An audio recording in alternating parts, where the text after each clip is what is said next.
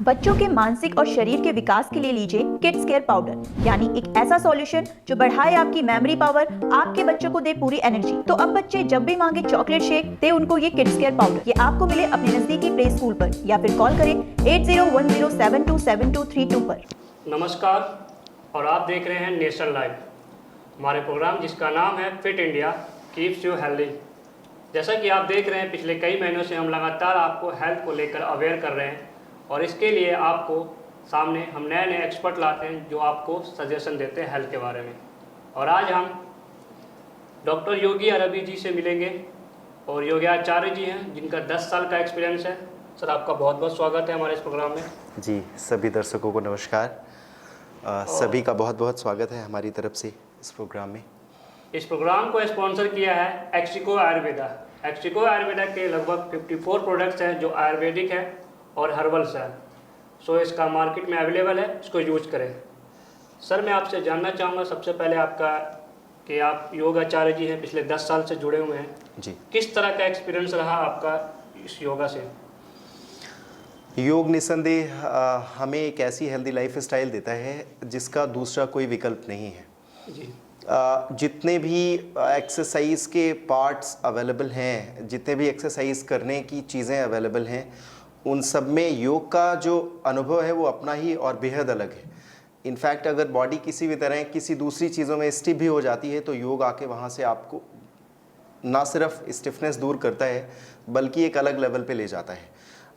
पिछले 10 सालों में मैंने यही अनुभव करा है कि योग इतना सक्षम है कि अगर हम उसे नियमित कर सकें तो निसंदेह कुछ और हमें देखने की ज़रूरत नहीं है।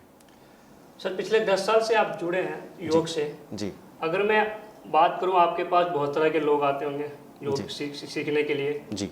तो सर, यूथ किस तरह के योग से लेकर आज वो है अपने आप को लेकर कि योग करना चाहिए? जी। एक युवा जो अभी मैं देख रहा हूँ पिछले 10 सालों से, युवा की अपनी एक सोच है, अपना एक विज़न है। जब से योग एक नए दौर में आया है, योगा का कॉन्सेप्ट हो या योग कहें उसे जो भी कहें, लेकिन एक रेवोल्यूशन जो योग का आया है पिछले इस लगभग करीब 2 दशकों में, उसमें युवा का एक अलग फील, एक अलग पैशन है योग को लेकर के कि वो योगा ही करेंगे, योगा ही ज्वाइन करेंगे, योग ही करेंगे, उसी से फिट रहेंगे। उनका ये बढ़ता बिलीव निसंदेह भारत अपनी मूल संस्कृति की तरफ लौट रहा है। कहीं ना कहीं ये भारत के उज्जवल भविष्य की एक संकेत भरी प्रेरणा भी है कि यूथ को योग प्रेरित कर रहा है।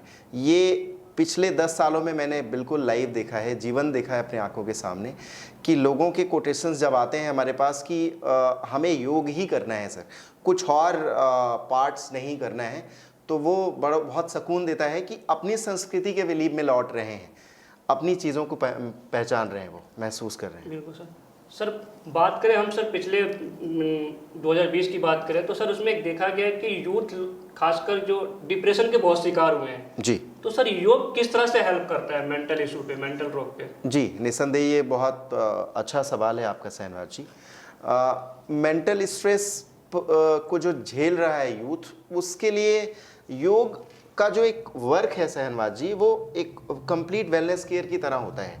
यानी अब ऐसा नहीं है, एक एग्जांपल ले लेते हैं कि कोई मोटा व्यक्ति अगर योगाभ्यास कर रहा है जी जी। तो उसका वेट कम होगा, ये आमतौर पे सब जानते हैं। जी जी। लेकिन अगर वही योगाभ्यास कोई पतला व्यक्ति करे तो उसका वेट और अंडर वेट में नहीं जाएगा, वो उसका वेट बढ़कर उस लेवल पे जाएगा जिस लेवल पे उसका वेट होना चाहिए। मतलब उनका मेटाबॉलिज्म चेंज हो जाएगा। हाँ, मेटाबॉलिज्म चेंज होकर के उस लेवल पे ले जाके स्टेबल करेगा योग। इस तरह से योग एक कंप्लीट वेलनेस की तरह काम करता है। तो मेंटल हेल्थ हर तरह से, मेंटल हेल्थ के लिए चाहे आपकी पिनियल ग्लैंड हो, चाहे आपके हार्मोनल फंक्शंस पे इम्पैक्ट हो, मूलतः योग का जो रिसर्च है वो दो लेवल पे सबसे सीधा काम करता है। एक तो आपका हार्मोनल बैलेंस और दूसरा आपका नर्वस सिस्टम। इन दोनों पे योग का सबसे बड़ा इम्पैक्ट सबसे पहले आता है, और स्ट्रेस लगभग इन्हीं दोनों से जुड़ा हुआ एक बड़ा फैक्टर है। तो योगा का जो इम्पैक्ट है वो एक कंप्लीट वेलनेस केयर की तरह आता है। जी बिल्कुल। इसीलिए यूथ से लेकर हर वर्ग में स्ट्रेस दूर करने के लिए आज योग एक बहुत बड़ा ट्रेंड है। सर, हम बात कर रहे हैं कि योग हम दिन में 24 घंटे में 1 घंटा करते हैं या 1.5 घंटा करते हैं जी। उसके बाद सर रोल होता है हमारा डाइट का। जी। तो सर, किस तरह का डाइट लेना चाहिए और किस तरह का आज न्यूट्रिशन की बात करते हैं? जी निसंदेह हम पोल्यूशन के एक ऐसे युग में जी रहे हैं जहां वाटर एयर हर जगह पोल्यूशन जी, का बिल्कुल। स्ट्रगल है हमारे साथ। और अगर वो स्ट्रगल कम हो जाता है, जैसे कि हम आजकल जो वाटर हमें मिल रहा है वो अपने पर्याप्त मिनरल्स और क्षमता के साथ नहीं अवेलेबल है। बिल्कुल नहीं है सर। हर जगह स्ट्रगल है, वाटर एयर से नहीं मिल पा रहा है तो निसंदेह उससे हमारा खाद्य पदार्थ भी प्रभावित होना ही है। और जो पोल्यूशन की इस स्थिति में हम खाने को ले रहे हैं वो निसंदेह अगर जैसे ही वो हैवी लाइक बहुत ज़्यादा ऑयली या बहुत ज़्यादा जंक फूड फास्ट फूड बाहर की चीज़ें होती हैं तो हमारा मेटाबॉलिज्म इस लेवल पे नहीं होता कि हम आराम से डाइजेस्ट कर सकें। योग के अभ्यास मेटाबॉलिज्म को ना सिर्फ आगे ले जाते हैं बल्कि इस लेवल पे रखते हैं कि हम ठीक रहें। रही बात आपका जो सवाल है कि किस तरह की डाइट रखें, तो ज़्यादा बेहतर है कि हम लिक्विड को सबसे ज़्यादा प्रेफर करें। चूँकि बाहर के पोल्यूशन को भी रिड्यूस करना है तो लिक्विड एक इम्पॉर्टेंट पार्ट है। आपकी पसंदीदा लिक्विड की चीज़ें हो सकती हैं, हो सकता है किसी की पसंद पानी बहुत ज़्यादा पीना ना हो तो लिक्विड की चीज़ों को अपनाएं, जैसे कि नारियल पानी, जैसे कि फ्रूट्स, जैसे कि नेचुरल जूस जो आप फलों से निकाल के ले सकें। ये भी एक ऑप्शन है जो बॉडी में लिक्विड की ज़रूरत पूरी करता है। और अगर आप लिक्विड का लेवल लगभग अल्केलाइन और एसिडिक का लेवल मैनेज कर सकें 70-30 का, तो आपकी डाइट बहुत बेहतर मेंटेन है। एक मैं नॉर्मल बात कर रहा हूँ, इसके बाद आती हैं चीज़ें कि अगर आपको कोई प्रॉब्लम है, कोई बीमारी है, उस बीमारी के अकॉर्डिंग आपकी डाइट चेंज हो जाएगी। बट एक सामान्य लेवल पे हम एल्केलाइन और एसिडिक को मैनेज कर सकें तो हमारी डाइट सबसे बेहतर है। सर बात करते हैं डीआईपी डाइट की। सर वो क्या होता है, हमारे दर्शकों को थोड़ा सा ले भाषा में, थोड़ा सिंपल भाषा में समझाएं। जी देखिए, डीआईपी डाइट रिगार्डिंग नेचुरल, अगर हम नेचुरोपैथी और योग के दृष्टिकोण से देखें तो इसकी अपनी ही एक डाइट है। Yes sir. और जो सबसे ज़्यादा यूज़ होती है वो है योगा के साथ और नेचुरोपैथी के साथ दी जाने वाली डाइट, जिसका हमने अभी पहले भी जिक्र करा कि कहीं ना कहीं जो योग की डाइट है वो हमने 10 सालों में यही देखा है कि वो सर्वश्रेष्ठ है। जी। आप अपनी डाइट में ज़्यादा से ज़्यादा लिक्विड, ज़्यादा से ज़्यादा फलों का सेवन, जितना ज़्यादा इन चीज़ों को रख पाए, यानी जैविक चीज़ें। मैं आपको बताऊं, रिसोर्सेज जितने भी नए डाइट रिसर्च के आते हैं जी। वो हमारे एंशिएंट से आते हैं। अच्छा सर। तो अगर हम पहले के समय में लोगों के ली जाने वाली डाइट देखें तो जैविक आहार यानी सीधा खाने वाली चीज़ें डायरेक्ट रही, उनको बॉयल करने या उन चीज़ों में ले जाने के, ज़्यादा फ्राई करने की चीज़ें रही नहीं। मसालेदार ना बनाने की। एग्जैक्टली। जिस तरह की भी नई डाइट डेवलप हो रही हैं उनका कहीं ना कहीं एक जो मेन रिसोर्स है वो हमारी पुरातन परंपराओं से जुड़ा हुआ है, पहले की परंपराओं से। जितनी भी डीआईपी डाइट है या जो भी हैं, उन सब के कंक्लूजन में एक ही हल है कि हम कितना ज़्यादा नेचुरल रिसोर्सेज से चीज़ें ले सकते हैं। जैसे कि सैलेड को ले लेते हैं, जैसे कि फ्रूट को ले लेते हैं, इनको जितना आप नेचुरल तरीके से ले पाएँ, जितना इनको फ्राई या कुछ दूसरी चीज़ें मिक्स ना करें, वो सबसे ज़्यादा इम्पैक्टफुल है आपके मेटाबॉलिज्म के लिए। एक चीज़ और रिसर्च करके आई है, हमारे खाने का तरीका, हम खाते समय अगर स्ट्रेस फ्री रहें, हमें ज़्यादा स्ट्रेस या कोई प्रॉब्लम ना हो, हम बिल्कुल सामान्य और स्थिर शांत मन से खाएं, खूब चबा करके खाएं, तो वही डाइजेशन हमारा कहीं ज़्यादा और वेसल मेटाबॉलिक रेट फील करेंगे हम, और कहीं ज़्यादा बेहतर डाइजेशन की स्थिति फील करेंगे। सर आपने बोल बात बताया कि जो हमारा जो डाइट है वो पुराने तत्व से मिलके आया है। जी। मैं बात करूं सर कि एक लेख की बात करूं, अमेरिका में 40% डॉक्टर आयुर्वेदा है और हमारे इंडिया की बात करूं तो 7% है। इसको किस तरह से देखते हैं सर आप? निसंदेह ये दुर्भाग्य ही है हमारा कि इंडिया में आयुर्वेदिक और एलोपैथिक रिसर्च के दृष्टिकोण से देखें तो जो आयुर्वेदिक रिसर्च है उसका प्रमोशन लेवल बहुत कम है। जी। अगर हमारी गवर्नमेंट आयुर्वेद प्रमोशन को थोड़ा और आगे ले जाए, उसमें इन्वेस्टमेंट से लेकर उस चीज़ को और बड़ा कर पाए, तो ये संभावना जो 7% डॉक्टर की है ये कहीं आगे चली जाएगी। और ये हमें भी समझना होगा आम जनता को कि निसंदेह आयुर्वेद की क्षमता क्या है। हमारी मूल जड़ों पे जो रिसर्च हो चुके हैं, जो हमारे ऋषियों ने, उनको हम रिसर्चर कहा करते हैं। जी बिल्कुल। उन्होंने जो करके दिया है, उन वैल्यूज़ में क्या ऐसी चीज़ है जिसको वो और इम्प्लीमेंट कर सकते हैं और बड़ा बना सकते हैं? क्या हम इस चीज़ को बिलीव कर पाएंगे? निसंदेह रिसर्च हम लोगों का एक पार्ट रहा है, हम लगातार देखते रहे, पीएचडी के दौरान भी इस चीज़ को देखा है हमने। ये बहुत बड़ी बात है कि अगर हम अपनी वैल्यूज़ पे काम कर पाएँ, अपनी चीज़ों पे काम कर पाएँ, गवर्नमेंट आगे आ पाए, तो ये 7 का हम ले जाके 60-70% भी कर सकते हैं इंडिया में इम्प्लीमेंट। निसंदेह मैं कहूँगा कि ये अभी बहुत होना चाहिए इस पे काम, और इस पे ना सिर्फ गवर्नमेंट बल्कि आम जनता जो सोचती है कि हमारा बेटा इंजीनियर या डॉक्टर बने, उनकी भी सोच में कहीं ना कहीं ये आए कि नेचुरल रिसोर्सेज से वो कैसे डॉक्टर बन सकते, क्या आयुर्वेदिक कॉन्सेप्ट से डॉक्टर बनाया जा सकता है, क्या वहां से हम ज्यादा बड़ा कुछ कर सकते हैं। और उसकी जॉब्स भी आप देखें सहनवाज जी, वर्ल्ड वाइड अपॉर्चुनिटीज एक आयुर्वेदिक डॉक्टर के लिए कम नहीं है। बिल्कुल। उस पर काम होना चाहिए, और ये हमारा दुर्भाग्य है कि अभी ये 7% है, निसंदेह बढ़ना चाहिए। योगी जी, हम आपसे कंटिन्यू करना चाहेंगे सेशन इंटरव्यू, और आपसे सब्जेक्टिव इंटरव्यू करेंगे जी। मैं आपके साथ ये चाहूँगा कि आप हमारे दर्शकों को, यूथ को बस योगा और आयुर्वेदा से रिगार्डिंग क्या मैसेज देना चाहेंगे, वो किस तरह से अपनाएं आप योगा को और आयुर्वेदा को। जी, निसंदेह बहुत महत्वपूर्ण ये सवाल है, ये बात है सहनवाज जी आपकी तरफ से।